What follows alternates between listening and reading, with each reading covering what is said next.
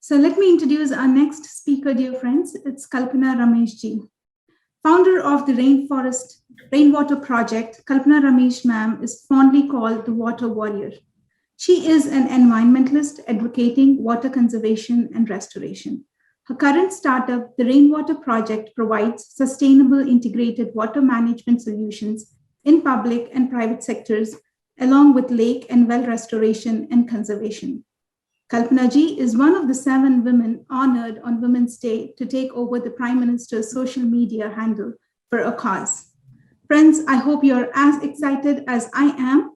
I invite Kalpana ji to speak on her topic, the last mile of water. Ma'am, the stage is all yours. Thank you. Thank you so much, Vanuja. Thank you all so much for this opportunity. And it's, as a human being, I'm also very spiritual. So it's just wonderful.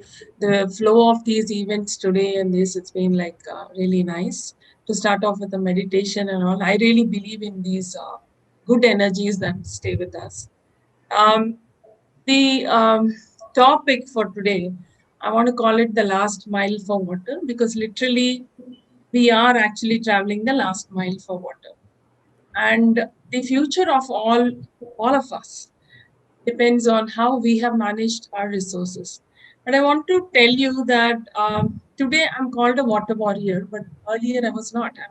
15 years ago, or I was not a born water warrior or something, but I do realize that I have lived all my childhood along, a lake in Bangalore, and it brings very good memories to me. But little did I know that I would be restoring lakes in future. So I would say I was also just another citizen, did my architecture from Bangalore. We moved to US. I was focused on my career. I had kids to take care of. So when we came back to India in 2000, that is, we were supposed to go to Bangalore and we came to Hyderabad. I think it's destiny that brought me here. But every community that we've lived in, I was noticing something that we are managing with tankers. Every, in a year, about 4 to 5 months, we are managing with tanker water. And this used to bother me. So I want to talk about my journey. How did I actually get into it? How did I get drawn into this? And what motivated me to stay and keep on working towards it? So the first slide is my house. As an architect and designer, I love, including nature in all my projects. And when I was seeing this problem of people not giving so much importance to rainwater harvesting or, nature. I don't even believe a house is a house if you don't have natural light and air coming into the house. I don't like these shut spaces. I am like that as a person also.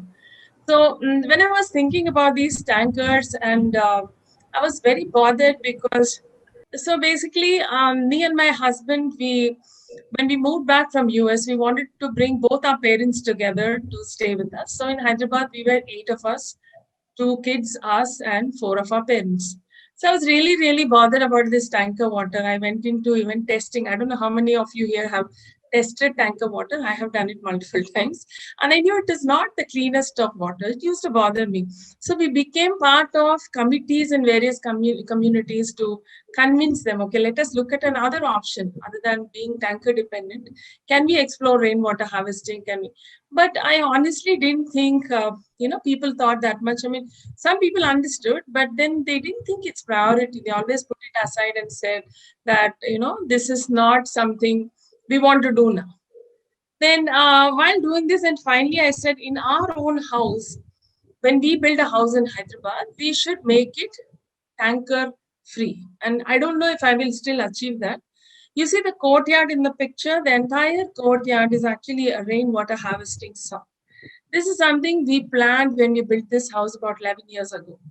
We wanted to make a huge rainwater sump because there's nothing technical about it. It's just a large sump to hold rainwater.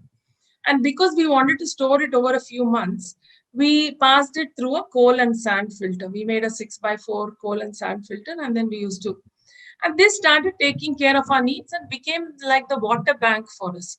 And we like a lot of growing. So we also did gray recycling, gray water recycling. Gray water is all of wastewater other than your commode water. So we did gray recycling as well.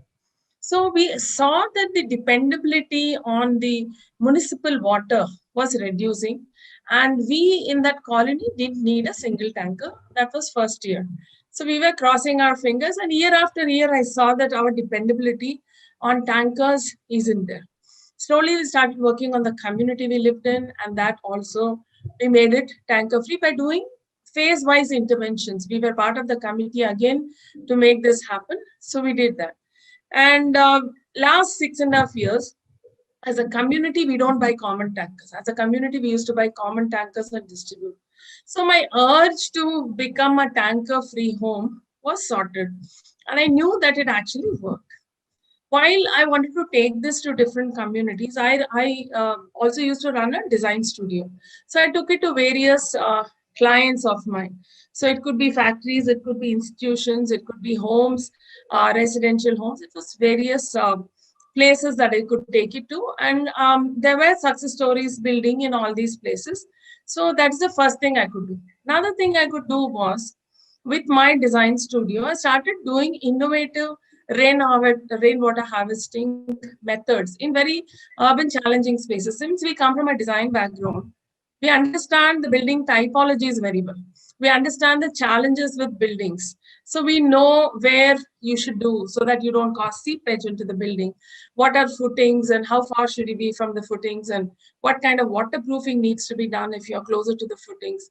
And there are cables, and what are the safety measures that you take in various types, and what are the different methods, because rainwater harvesting forever it's been done in traditional methods. So why not bring innovation into this space? So I explored a lot of this product in Germany, which was modular rainwater harvesting. Then I found a couple of companies in Delhi and north. They were actually manufacturing this. They bought these modules and they were manufacturing it with recycled PP material, so which is used actually in imported cars. So this solved the problem of people don't maintain their rainwater harvesting pit. So this was a maintenance-free method where it goes through a diesel chamber and you just have to maintain the diesel chamber. There is no sand, no gravel, and you don't need to touch this for 20 plus years. This seemed like a good solution. We started implementing this in large gated communities and stuff. Around that time is when I got introduced and became part of the Sahe platform. So initially we had a group of leaders that came, some thought leaders came together, started talking about water in the Gandipet Lake, and today even Subhash Reddy is talking, after me. He was one of the thought leaders also who spoke about. That's when my attention went to, okay, I know about the colony, I know about what I could do in my house, but what about the city? And how to do we have enough number of people that would do rainwater harvesting? I started exploring different dimensions, taking people to different scenarios and trying to understand what are the gaps. So I understood it like a little story that like every other city, even our city has traveled for water. From 0 to 30 kilometers to 1970s, we moved 70 kilometers away to Singur and Manjira dams, 2004 to Nagarjuna Sagar, phase 1, phase 2, phase 3. And 2014, we are already at the Krishna and Godavari beds. Now, huge amount of infrastructure, crores and crores on O&Ms, and bringing this precious water, river water here, which could otherwise be used in irrigation beds. What about our own sustainability? Now we have traveled because our population is constantly increasing. We need to provide for this population, but we are not doing anything sustainable. We are, bringing water from the rivers and plugging water to the farmers, and that also is something that used to bother me. So anything that bothers, the first thing I do is create some sort of an action on ground. So Sahi was a good platform. I got connected to a few good members in that who were seriously working in different issues. When it came to water, we had a small group, but slowly I started leading that initiative for Sahi. And that's when I understood lakes are the largest catchment for rainwater. Why are we ignoring it? Why are we not working on the lakes? Of course, once initially I had no clue what is a lake restoration. But something in me wanted to do, at least I will try, I will attempt to, take up one lake and restore it. So when I took up the lake, my first initial thing was the people around the lake should connect. So that is the biggest challenge even till date, that people should come together and handhold it as our lake. That's when the change will begin to happen. So I understood this right in the beginning, that I'm not going to work on the water quality of the lake, but I'm going to work on people's behavior change. So I started with, okay, how do I get people together? So I thought and wasted a couple of weeks, and I was thinking, like, should I do a run or a walk? Then I thought, it's a one day thing, right? People will think about it today and the next day. No, I wanted people to work with me, maybe a year, maybe 2 years, maybe 3 years. I don't know. I want people around this to tie up with this lake for a long time. So the only thing was to go around with communities. So without wasting time, most of my evenings and weekends, I used to go into any of these apartments, communities, and ask who is the secretary. And that started slowly adding them into a group and started saying that I'm going to work for this lake. Honestly, at that point of time, I had a minimum clue of what it takes to do a lake restoration. So many of my friends actually told it is going to be very, very challenging. It's a multi-pronged thing. I don't know, how you're going to, where you're going to start, how you're going to end, what is a roadmap. So I started reading various methodologies of doing it. Few of my architect friends, they came up and helped with certain methodologies, and I started reading up quite a bit to understand more. But how much ever you read, what happens on ground is completely different. These were the first few days pictures at the lake. And it's very appalling. I mean, you can't even imagine a situation where you can't stand for 2 minutes in this stench, and there are communities that are living with kids and old people and everyone walking around the lake, just like how we have now corona masks, the people have masks and walk around, but still nobody would even attempt to do anything about it. So huge amount of it was a dumping ground. Markets that happen nearby used to come and dump, so chicken, fish, all kinds of waste that goes in. So while working for the lake, I realized that the belongs to the irrigation department. The land around is a GHMC with town planning and revenue departments. And the plans the revenue department had, because as a true architect, I wanted to know what is the extent of the lake. How do I work with the lake? So when I wanted to understand what is the extent of the lake, the next department I go to is revenue department. But their plans are not even matching with what's on ground here. So I, with the help of a couple of my architect friends, we started mapping the lake. And next thing is to map what are the inlets to the lake, what are the outlets to the lake, and what is actually happening in this lake. So I opened more than 60 manholes all around this lake to figure out which inlet is being connected where and which communities have connected where. And of course, communities gave me some direction, but actually when you open out, you find out something else. So a lot of challenges, but through all this, it was interesting for me every day. So, there's a lot of opposition in the beginning. Who are you to do this, like, why are you doing it? What is your agenda? Are you a politician? Or do you belong to the government? Or what is your interest? You don't even live here. You live in Gachibowli. This is only an adjacent area. So what is your interest? So they went into even questioning, how does your family allow you so many hours to spend on this lake? They went into that discussion also. It was sad, but I didn't give up. The first day, after I did some 46, 48 meetings with communities, and I started doing the first cleanup, I announced the first cleanup. I thought at least 30, 40 people would definitely turn up. I really geared up for it, made our own rakes and did a lot of things. 8 o'clock was the cleanup time. We waited 8:30. Nobody came up. Sad. 9 o'clock, nobody showed up. Then it was like so disturbing because I was super disappointed. My supervisor said, "Ma'am, let's just go." I said, "No. Who wanted to do this lake, I wanted to take it up and do. No matter what happens, I will take up this lake and let's see where it goes." I said, "You are there. I am there. We have the rakes. We have the gloves. Come on, wear your gloves and let's start cleaning." So while we started cleaning, a few of the people actually from apartments and all saw, they came and joined slowly. So I'm very proud to say today that not from zero support, today I have 20,000 people around the lake who support me today. Only because perseverance. I stood up for it. There were many days I used to go back and cry. What is this? I'm doing so much and people don't care, and they constantly pull up negatives. I used to think like this.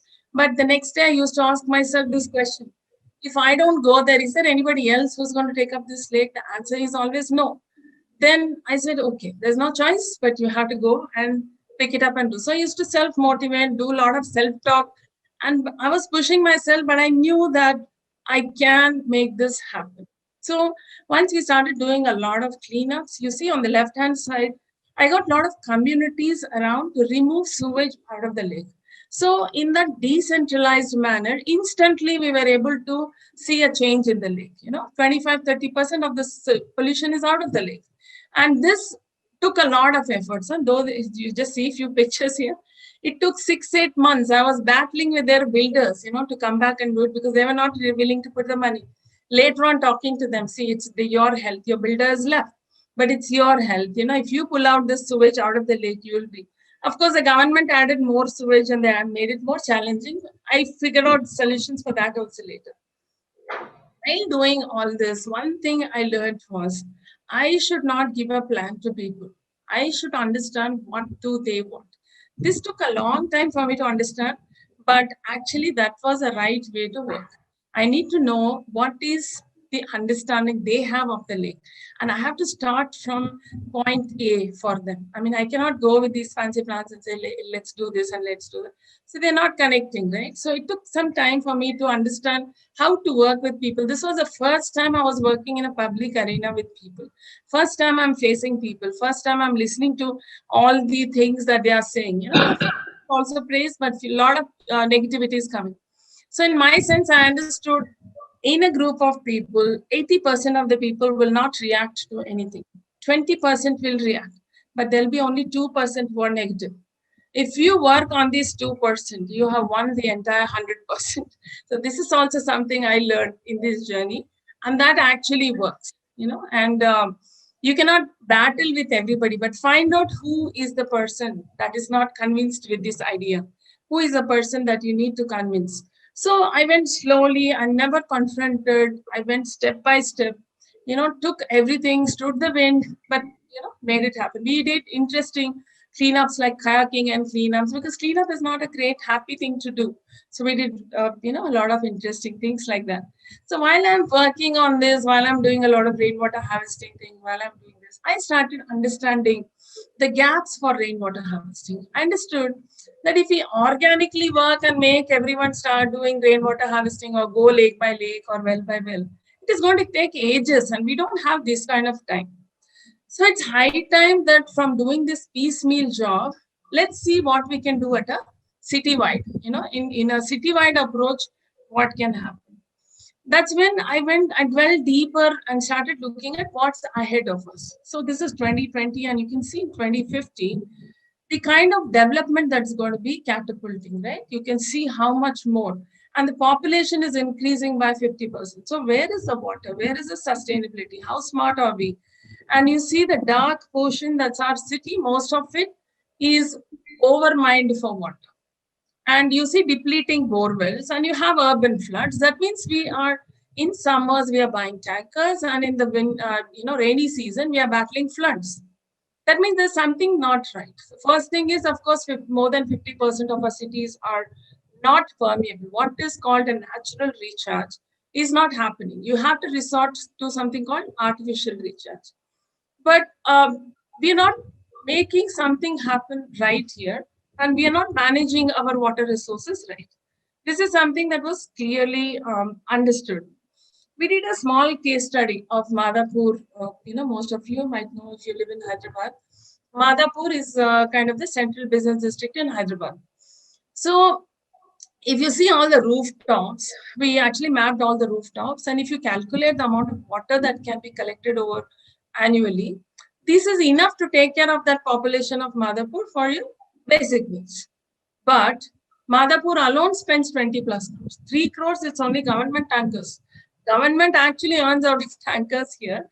So I actually make fun with the GMs also. Once I told, sir, you're also a mafia. You're also making money out of it, but you're not putting something sustainable on ground. You should help us make something sustainable.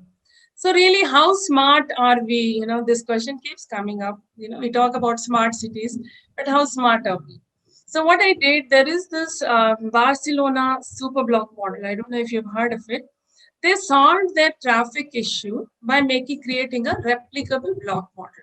They first worked on a small block. The periphery of the block, they made it motorable, and the inside of the block, they made it pedestrianized. So they solved the traffic problem in that one block. Now, that success model, they took it to several blocks across Barcelona, and it was a very, very successful model. I took inspiration from that and I said, instead of working on the entire city, why not break it into smaller pockets that we can handle? Then I talk to everybody that has a rooftop with lakes as a fulcrum, take all the communities around. Then you have temples, you have hotels, you have malls, you have institutions, schools, you can tie in with all these people in a blockwise manner. So I had to break down the city of Hyderabad into smaller blocks. So I approached Triple IT Hyderabad, and they had a startup called Kainos, and Professor Rajan is one of the founders, and he is an expert in this, and they kind of broke it down to smaller, what we call micro watersheds. It's smaller blocks. Actually, there are 9 watersheds in Hyderabad, but we broke it down to much smaller because I said I want to bring down the scale so that I can create these replicable models, and then we can scale it across the city. So the first block I picked was obviously the one that I had already started working on, the Kondapur Masjid Banda Basin. And it's not basin actually, it's a micro watershed. So I started working with communities around the lake because that's where most flooding happens. So in these, we didn't have much funds. We just got some funds from HDFC. That too, HDFC had announced anybody doing a social impact work, we are wanting to fund. And there were several rounds, and the final round was in Bangalore. Now, I didn't have anything to showcase other than the work that I had done for the lake and that few rainwater harvesting things that I've done. So, but I went and confidently talked to them about this block model, and I said I can make it work block by block, and they were quite convinced. I mean, there were 30 people in that session, but a lot of them, came out saying that, oh, such tough questions, I don't think we'll make it and all that. After I spoke about what my plan, all the 6 of them they came from the Bombay headquarters, HDFC. They actually stood and clapped for me. They said, who is going to think about the city? Who is going to, worry about something else? I think you should make this happen. We will support you. And you should make this happen in other cities as well once you create that success model. So started working with slums, schools. So there are 3, the Chirek public school that we took, there were 3 of their branches. We made them water positive. I worked with temples, I worked with churches, I worked with corporate offices, and these 6 colonies. We made it public participatory. Whatever fund I had, if I could do 2 simple rainwater harvesting pits with injection bores, I made the community also participate. So slowly we started mapping with the hydrogeologists and so where to actually start doing recharge. Unfortunately, this was not matching with the strata, and things are being filled up, the slopes being messed up with, and a lot of challenges came on ground.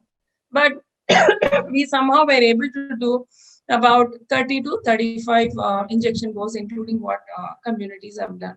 So these are things we took up, and we did it around outside even temples. So they also put their rooftop water into this. We did some interesting but very simple methods, so that when we have more funds, we can make it more elaborate. But we wanted to begin doing this action. And in this block, we also found large 2 wells last year during COVID. When we were distributing milk, I found these large circular structures in the middle of Kondapur, and I was wondering what are these, and they were actually filled with filth. I mean, you can see the kind of garbage. So wherever we are doing actually water restoration, we are also cleaning up the environment in a very, very big way. And we did a lot of innovations. Like at the lake, we did this stainless steel rain screen, because what's the point of putting garbage? First of all the 12 inlets, I brought it down to 1 inlet. In that 1 inlet, we did the drain screen so that we arrest all the garbage. And you know what we did? We found what types of garbage, and we went to all these vendors that dump into the lake, showed them these pictures and told them, you're not going to dump from here on, else GHMC is going to take action. So we did a lot of sensitizing with the communities also. So the communities are also getting sensitized, and all the vendors and people that throw on the roads and all these little encroachments that mindlessly throw. Slowly we started having conversations with all of them. So restoring wells, restoring lakes, restoring rainwater. We did even in a government school, we did rainwater harvesting where 330 students were there. There were only two borewells and one borewell had stopped working. And the other borewell just barely gives them a drum of water every day. So they mostly depend on the Manjira water, and that too in summer, it's a big mess. They don't have enough. Of course, with summer holidays, they're able to manage, but most of the time they juggle for water. So we made the school entirely water positive. We got the bore working, and the other bore also we cleaned up old sump. We got piping done because most of the walls in that school were almost falling apart because rainwater means it was just a hole in the terrace which was just pouring water all over the wall. So we got piping done.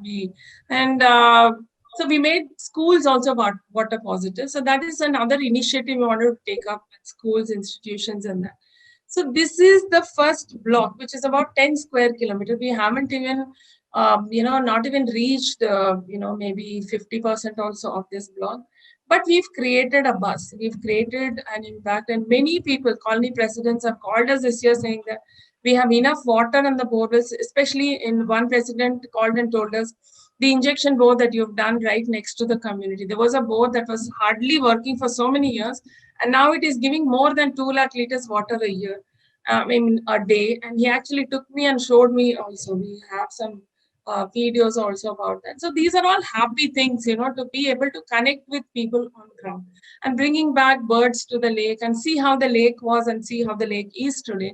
So all these changes, and can you see the difference of what the work we've done? I mean, tons and tons of garbage removed. And we made this behavior change where littering is no more an issue, right? Littering, the moment they see a cleaner place, people think twice to throw something here. Earlier, it was a dump yard, so they don't think twice. They just keep on dumping. In India, it is like this. You find a small dump and you keep adding to it.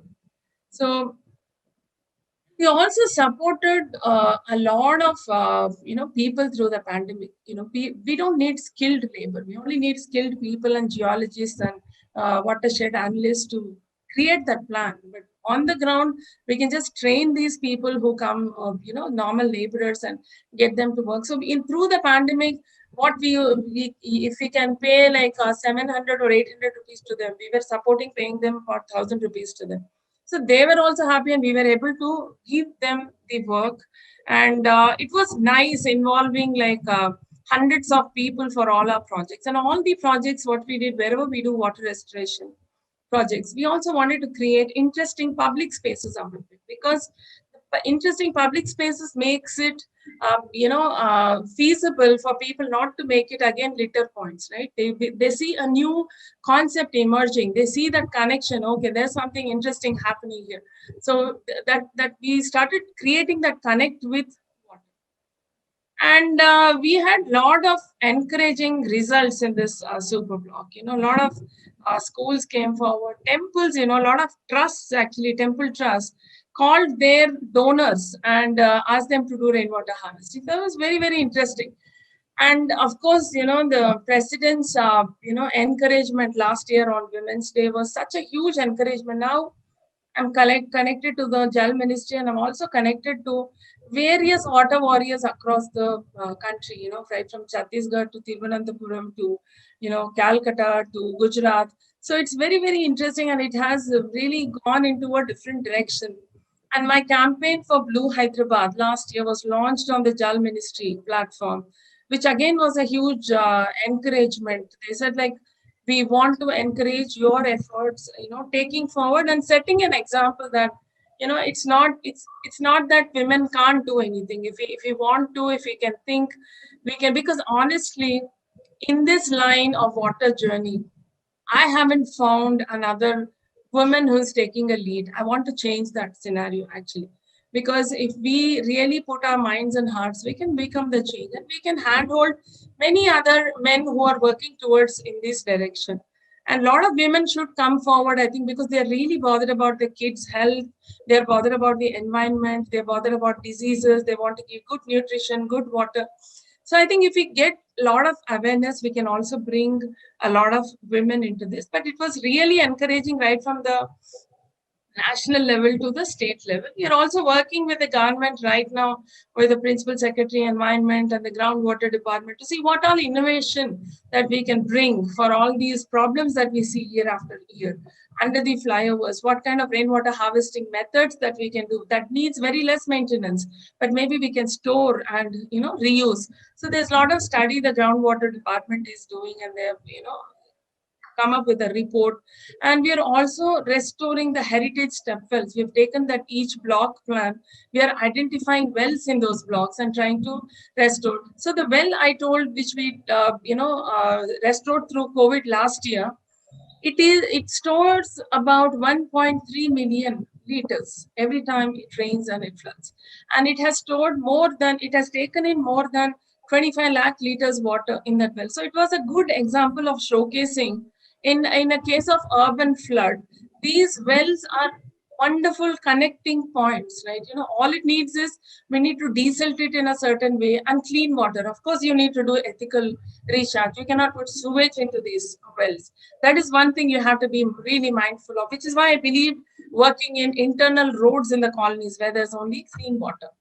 And this is a historic well, and I made one of the schools in this block pick it up, and they are funding restoration of this Gachibowli. Gachibowli, Gach means actually, lime mortar, a well which is made of lime mortar. So we actually did the lime test, got back the same kind of lime which was used earlier, and we are restoring this well. And there is a masjid community right next to it.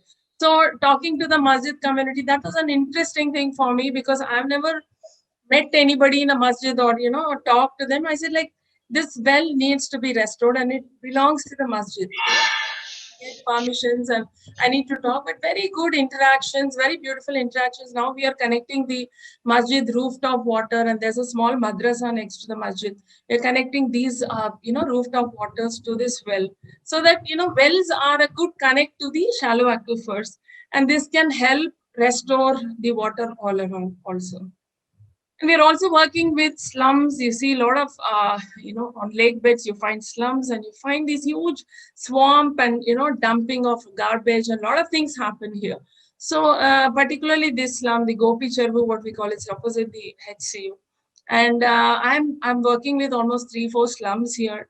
And it's a beautiful connection. I mean, I went to work for the lake, but today I'm so connected with the people in this communities that, I'll tell you a small problem. They had these girls who were walking along this bund, and they used to come back in the evenings, but they used to be teased by this bunch of kids that used to come in cars with beer bottles and all. So they said, how to solve this? They came to me, we don't know what to do. Then I engaged the police and had patrolling, but I soon realized that I have to patrol them to make sure that they are patrolling.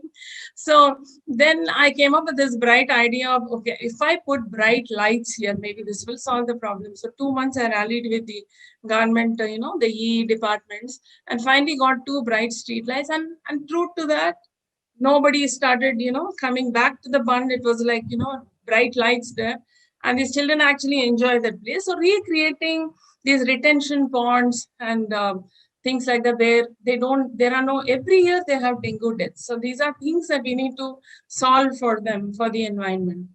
And also making parks as rainwater harvesting zones. So there's one park in Madhapur, within 5-10 minutes, you can see the park floods and goes off into the neighboring corporate buildings and creates an havoc there. So why not, create? But most of the parks also have sewage these days.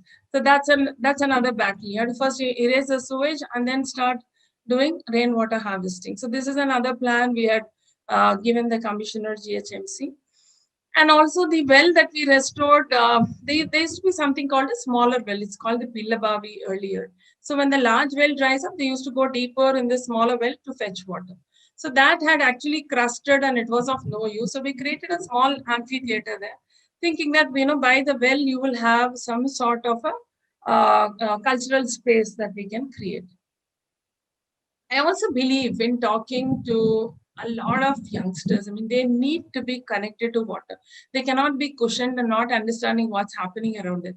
They need to know what did we have? How did our traditional systems happen? How did our kings and kingdoms plan traditional systems? How did they think of distributing water?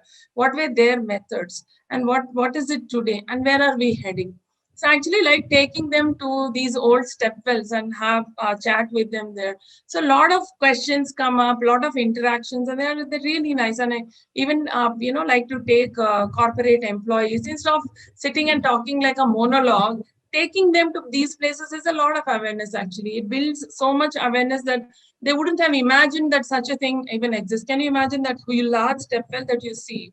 It's in Hyderabad, and we have more than 45 heritage step wells in Hyderabad. Really good ones, beautiful ones, but most of them are dumped, and slowly one by one we are a group of 12 architects.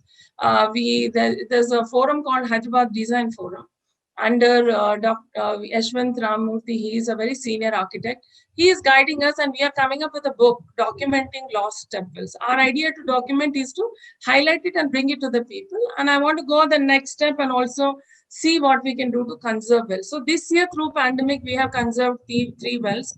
I have worked with a large Goshala and have restored two wells there. We've one well through crowdfunding, another well through an NGO in Bangalore. And we also are doing rainwater harvesting. So seeing our efforts, the additional collector came by and said, we'll make the fence and we'll protect the well. So it is also a good stakeholder engagement. You are making them move, and what I'm saying, these restorations are not so simple, but I have understood this is not impossible as well.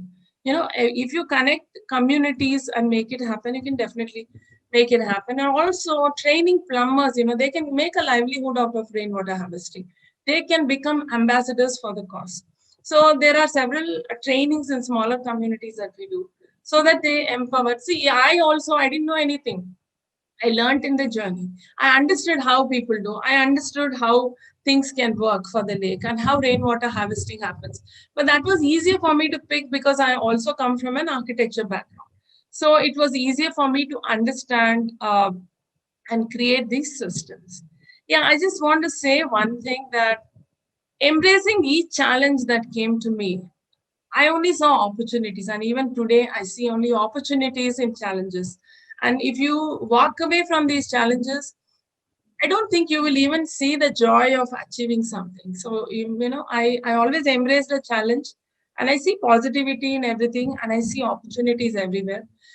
And hopefully, this World Environment Day, many people, going through COVID, and really, really sad to see a lot of people going through so many difficulties. I pray for all of them.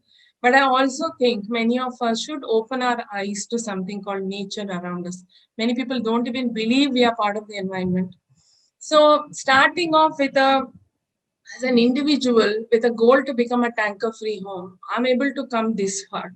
I'm sure if each of us, hold hands, we can make a large impact, wherever we are, and starting with working on ourselves first. That's what even spirituality is, right? So working on yourself. So as an individual trying to achieve something and then taking it, inspiring others and getting more into the fold and making it happen is what I have done. And it's been an interesting and a wonderful journey, I would say. Thank you so much for the opportunity. Thank you very much, Kalpana ma'am. Very educating and inspiring session. I must say it is a beautiful and peaceful courtyard that you have. And also thank you very much for sharing your journey and challenges that you have overcome. Embracing each challenge as an opportunity. Very well said, ma'am. Thank you very much.